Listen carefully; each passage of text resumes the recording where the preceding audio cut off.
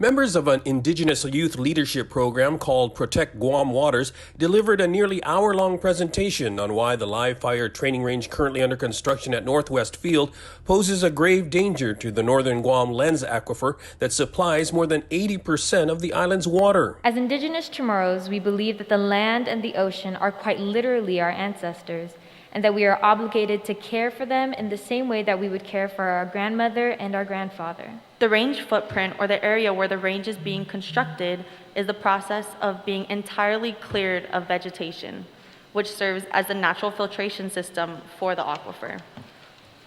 According to the final SEIS, over 6.7 million rounds of munitions will be fired every year. Given the porous nature of limestone underlying NWF and Andersen South, and the ability of rain and surface water runoff to percolate rapidly through limestone to the groundwater lens beneath, there is cause for concern of water contamination. And the lengthy list of concerns continued. Also testifying was Attorney Matthew Adams, who represented the CNMI government over environmental concerns with the Tinian Joint Military Training Facility. What all of that research tells us is that the risks are especially high where geology gives contaminated runoff an easy path to get into the aquifer.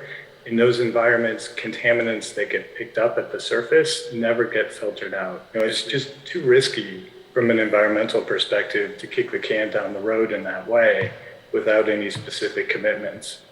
These are issues that DoD should be expected to really nail down before the ranges are complete and before live fire training begins.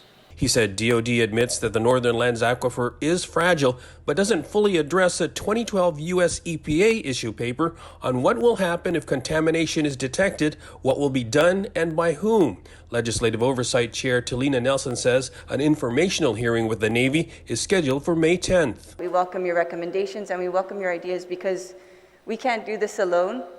We also need the community's help. And we don't know everything. We don't have all the answers. And I think that's okay to say that as policymakers because really, the communities also are the ones that educate us in these type of areas. For KUAM News, I'm Nestor Lecanto.